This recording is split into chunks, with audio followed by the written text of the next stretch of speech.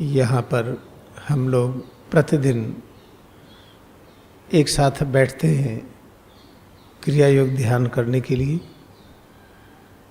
इसका लक्ष्य क्या है कि सभी प्रकार की जो घटनाएं हैं, जो जीवन से जुड़ी हुई गतिविधियां हैं, प्राकृतिक वातावरण और सामाजिक वातावरण और राष्ट्रीय वातावरण तथा परिवार से संबंधित वातावरण और अपने स्वयं के अस्तित्व से जुड़ा हुआ वातावरण, सबके विषय में समझ सकें ठीक ठीक।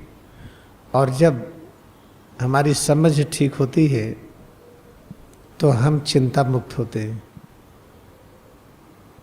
और जब चिंता मुक्त होते हैं तो जितनी भी शरीर के अंग हैं ये सब ठीक काम करते हैं। अगर किसी अंग में कोई गड़बड़ी है तो दृश्य अदृश्य रूप में यह सुनिश्चित है कि हमारा व्यवहार बाहर के रचनाओं के प्रति अभी ठीक नहीं है। अब देखिए, अपने शरीर में एक रचना है, सिर और रीढ़ के अंदर ब्रेन स्पाइनल कॉर्ड, और उसके चारों तरफ अनेक प्रकार की रचनाएं हैं, कुछ सीना के अंदर, पेट के अंदर। और लीजिए, उसकी तुलना में ये हाथ पैर बाहर की रचना है। अगर हाथ पैर में कोई गड़बड़ी है तो इसका अभिप्राय ये है कि गड़बड़ी सिर और रीढ़ के अंदर ब्रेन और स्पाइनल कॉर्ड में है, या अंदर के जितने अंग हैं जैसे थायराइड, पैराथायराइड, सीने के अंदर लीवर है, फेफड़ा है, कुछ एंडोक्राइन ग्लैंड्स हैं, पेट के अंदर आहार तंत्र है। इस तरह से ढेर सारे अंग हैं, उनमें कोई गड़बड़ी है तो उसका प्रभाव हाथ और पैरों पर होता है। तो हाथ और पैर को बाह्य अंग कहते हैं। सीना और पेट के अंदर के अंगों को आंतरिक अंग कहते हैं। ये तुलनात्मक अध्ययन है, अंदर क्या बाहर क्या। इसी तरह से सिर से पैर के अंगुली तक हम इसको अंदर का जगत कहते हैं। बाहर जो आसमान है, पृथ्वी है, चारों तरफ के पेड़ पौधे हैं, चारों तरफ का हवा पानी है, इसे बाह्य वातावरण कहते हैं। जिस प्रकार हम जब सही जानने का प्रयास करते हैं तो सिर से पैर की उंगली तक सारे अंग आपस में जुड़े हैं। एक में तकलीफ हुई तो उसका असर सभी अंगों में है, भले ही हमें पता न चले। और गहराई में आइए और अधिक ध्यान करिए तो सिर से पैर की उंगली तक इसके अंदर के आचार, विचार, भावनाएं, ये सब बाहर की प्रत्येक रचनाओं से जुड़ी हैं। और जब अपने अंदर के विचार को हम प्राकृतिक नहीं कर पाते हैं, प्राकृतिक विचार क्या है? जो विचार हमें अपने सच्चे प्रकृति की अनुभूति कराएं। अपनी प्रकृति की अनुभूति क्या है? कि हमारे परमात्मा के बीच दूरी शून्य है। परमात्मा क्या है? दृश्य और अदृश्य जगत सब कुछ मिलाइए तो ये परमात्मा है। तो हमारे परमात्मा के बीच दूरी शून्य, इसका अभिप्राय हमारे अस्तित्व और ब्रह्मांड की प्रत्येक रचनाओं के बीच दूरी शून्य, हमारे और हवा के बीच दूरी शून्य, हमारे और पानी के बीच दूरी शून्य। इसलिए बिना हवा पानी के हम रह नहीं सकते हैं। जो हमारा दृश्य अस्तित्व है, हवा पानी आसमान की वजह से ही है, ठोस द्रव गैस की वजह से है। जितने अणु परमाणु हैं पूरे ब्रह्मांड में, जिसे हम खोजते हैं बाहर के दुनिया में, वो सब अपने अंदर विद्यमान है। अपने अंदर विद्यमान है, इसका ये अभिप्राय है, ये स्वयं में स्पष्ट है कि सिर से पैर की उंगली तक इसका प्रत्येक बिंदु ब्रह्मांड के सभी रचनाओं से जुड़ा है। अगर बाहर कोई दिक्कतें हो रही हैं जो ठीक नहीं लगती है तो इसका अभिप्राय ये है कि हमें अंदर में दिक्कतें हैं जो हम ठीक नहीं कर पा रहे हैं। तो अंदर की दिक्कतों को कैसे ठीक करें, इसी प्रयोजन से हम क्रिया योग का अभ्यास कर रहे हैं। क्रिया योग का अभ्यास ये वो शिक्षा है जिससे हम अपने अंदर के सभी समस्याओं से अलग हो जाते हैं।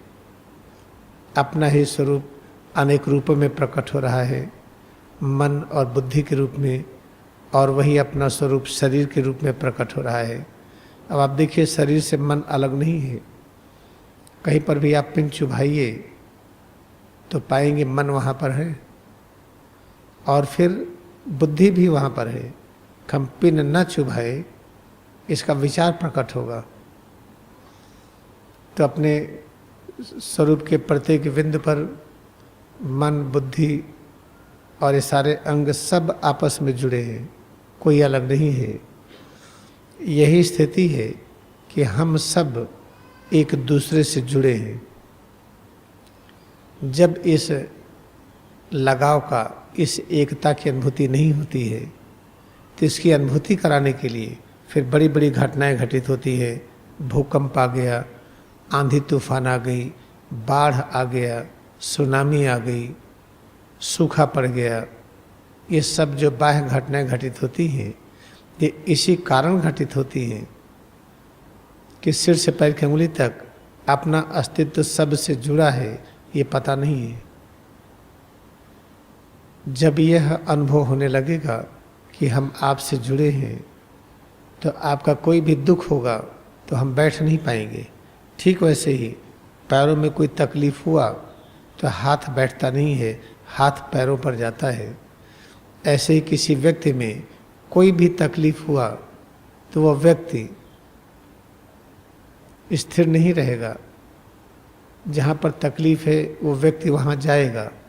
अगर हम सब वहाँ नहीं जा रहे हैं, किसी भी प्रकार की दिक्कत है और जाने में असमर्थता की अनुभूति कर रहे हैं, तो अपने अंदर शक्ति जगी नहीं है, ज्ञान जगा नहीं है। इसीलिए क्रिया योग ध्यान कर रहे हैं कि अपने अंदर ज्ञान और शक्ति और जगे, और पूरी मानव जात एक परिवार का समूह है। चाहे जिस देश में रहते हों, इसकी अनुभूति हो। किसी को कष्ट हो तो उस कष्ट को दूर करने के लिए हम तैयार हों, और अपने अंदर उस सामर्थ्य और ज्ञान प्रकट हो कि दूर कर सकें। इसी लक्ष्य को पाने के लिए क्रिया योग ध्यान कर रहे हैं। बाकी अन्य विधि से इस लक्ष्य की प्राप्ति नहीं हो पा रही है। आप किसी को भी मुख्यमंत्री बना दें, प्राइम मिनिस्टर बना दें, गवर्नर बना दें, राष्ट्रपति बना दें, ये समस्याएं दूर नहीं कर पा रहे हैं। और कोई भी प्रक्रिया अपना लें, जैसे परंपरागत से मंदिर में हम पूजा करते हैं, या गुरुद्वारे में, या चर्च में, या मास्क में, मस्जिद में, इन सब चीज़ों से ये चीज़ें अनुभव नहीं हो रही हैं कि हम सब जुड़े हैं, बल्कि ये सब ये स्पष्ट कर रहे हैं कि हम अलग अलग हैं।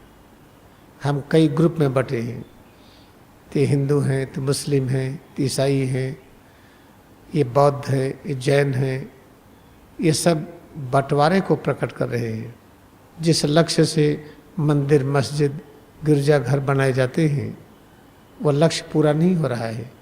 जिस लक्ष्य से मुख्यमंत्री, गवर्नर, प्रधानमंत्री, राष्ट्रपति, इस शासन, प्रशासन और न्यायपालिका, कार्यपालिका, विधायिका, ये जो कुछ भी है, इसका जो लक्ष्य है, इससे लक्ष्य पूरा नहीं हो रहा है। कितना समय लगा, हजारों वर्ष हो गए, हम एकता की अनुभूति नहीं कर पा रहे। तो उसी एकता की अनुभूति कराने के लिए ये सब होता है। बाढ़, सुनामी, भूकंप, सूखा पड़ना, ये सारी चीज़ें होती हैं। और एकता की अनुभूति कराने के लिए और घटनाएं घटित होती हैं। चोरी, डकैती, राहजनी, किडनैपिंग, मर्डर, ये हत्याएं, ये सब जो होती हैं इसीलिए होती हैं कि हम आपस में हम लगाव की अनुभूति नहीं करते हैं।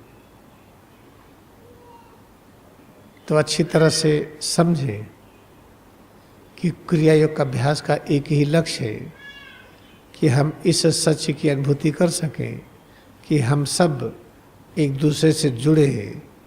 ये जुड़ाव अनुभव नहीं हो रहा है, तो तो ठीक वैसे ही है जैसे किसी उंगली में सुन्नपन हो जाए और उंगली को छुइए तो पता न चले, काटिए तो पता न चले, उंगली कट गई पता नहीं चला। ठीक वैसे ही अपने स्वरूप में सुन्नता है, एनेस्थीसिया इफेक्ट है कि हम एक दूसरे को अनुभव नहीं कर पा रहे हैं। तो जब हम क्रिया योग ध्यान करते हैं तो ये सुन्नपन, एनेस्थीसिया का प्रभाव जो विद्यमान है कि हम एक दूसरे को अनुभव नहीं कर पा रहे हैं, ये खत्म हो जाएगा।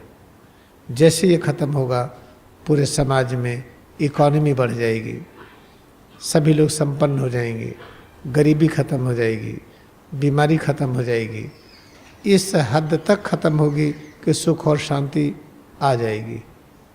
पूरी तरह से समाप्त हो जाए ऐसा संभव नहीं है। जिस दिन सभी बीमारियां समाप्त हो गई, पूरी तरह से अज्ञानता समाप्त हो गया, सारी दिक्कतें खत्म हो गई, अज्ञान नहीं रहा, उस समय ये दृश्य रूप नहीं रहेगा। तो दृश्य रूप रहेगा, पृथ्वी रहेगी, सूरज चांद रहेंगे, तारामंडल रहेगा, हवाएं रहेंगी, पेड़ पौधे रहेंगी, इसलिए अज्ञानता का लोप नहीं होगा। हाँ, अज्ञानता कभी कम होगी, कभी अधिक होगी। सत्य काल में, सतयुग में अज्ञानता बहुत कम होगी और कलिकाल में, कलयुग में अज्ञानता बहुत अधिक होगी। ये क्रम चलता रहेगा। आज की समस्या ये है कि हम सब आरोही द्वापर युग में हैं। द्वापर युग के अनुकूल हमारा जीवनचर्या हो। द्वापर युग वैज्ञानिक युग है, इसमें विज्ञान प्रभावी होता है। अगर कोई दवा की खोज हो गई कि बीमारी दूर करती है, तो कोई भी चाहे सुप्रीम कोर्ट का जज हो या हाई कोर्ट का हो या प्रेसिडेंट हो या प्राइम मिनिस्टर हो या और कोई भी हो, इसको काट नहीं सकता है। इस तरह से देखिए हर जगह पर विज्ञान हावी है। जहाँ बैठे हैं वैज्ञानिक खोज के आधार पर जो कार्यशाला बनी, उस कार्यशाला का उपयोग करके ये मेडिटेशन हॉल बना, यहाँ बैठे हैं, ये माइक्रोफोन, ये सब विज्ञान का ही देन है। द्वापर युग में वैज्ञानिकता आगे आगे चलती है, सब उसके पीछे पीछे चलते हैं। त्रेता युग में यही वैज्ञानिकता और आगे हो जाती है, टेली कम्युनिकेशन। इस समय जो है, जो हम लोग वायरलेस सिस्टम या टेलीफोन सिस्टम, कंप्यूटर और टेलीविज़न का उपयोग कर रहे हैं, त्रेता युग में हम लोग टेलीपैथी करेंगे। बिना इस सब के हम लोग बात कर लेंगे, एक दूसरे को सोचेंगे, वार्तालाप होने लगेगी। सत्य काल में और नज़दीकी अनुभूति होगी। इसके पिछले कलिकाल में देखिए बहुत दूरी थी, चिट्ठी आने में 6-6 महीने लगता था और चिट्ठी पढ़ाने के लिए लोग कई किलोमीटर दूर जाते थे। ये सब चीज़ें देखिए ख़त्म हो गई हैं। पहले चिट्ठी बांटने के लिए पोस्ट ऑफिस हुआ करता था, अब पोस्ट ऑफिस की आवश्यकता ख़त्म हो रही है।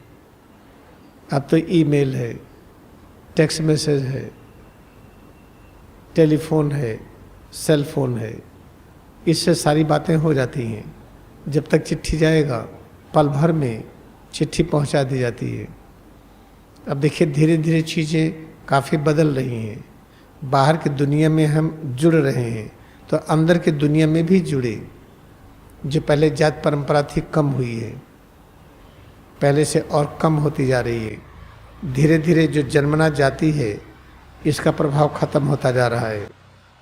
एक समय आएगा कि जातियां नहीं रहेंगी। जो भी जन्मना जाति है इसका प्रभाव नहीं होगा, इसका भी प्रभाव खत्म हो रहा है, कम हो रहा है। हिंदूवाद, मुस्लिमवाद, ईसाईवाद पूरी दुनिया से धीरे धीरे ये कम हो रहा है। एक समय आएगा कि इसका भी अस्तित्व नहीं रहेगा, केवल वैज्ञानिक क्रियाकलाप का अस्तित्व होगा कि आपने क्या प्रयोग किया, क्या पाया। आपने ये किया, ये पाया, उसके आधार पर जीवन चलेगा। कोई भी चीज़ें काल्पनिक नहीं होंगी। आपने काली माँ की पूजा किया तो ब्लड प्रेशर गया कि नहीं, डायबिटीज गई कि नहीं, चिंता गई कि नहीं, नहीं गई तो पूजा में कोई कमी है। ये हमारी चिंता घटी कि नहीं।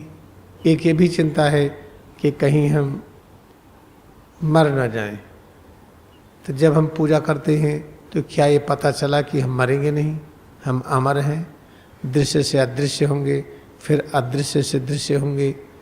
अगर पता चल गया तो शरीर छोड़ने में डर नहीं लगेगी, किसी प्रकार का कोई कष्ट नहीं होगा।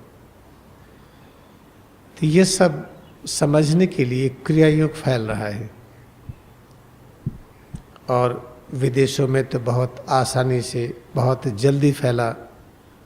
भारत में फैलने में इसे समय लगता है क्योंकि यहाँ पर अनेक प्रकार के संप्रदाय हैं, हजारों प्रकार की पूजाएं हैं, अनेक प्रकार की कुप्रथाएं हैं।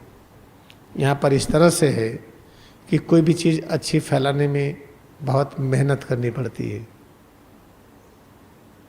बाहर इन चीज़ों को फैलाने में बहुत आसानी होती है क्योंकि वहाँ पर दिक्कतें इस तरह की नहीं हैं।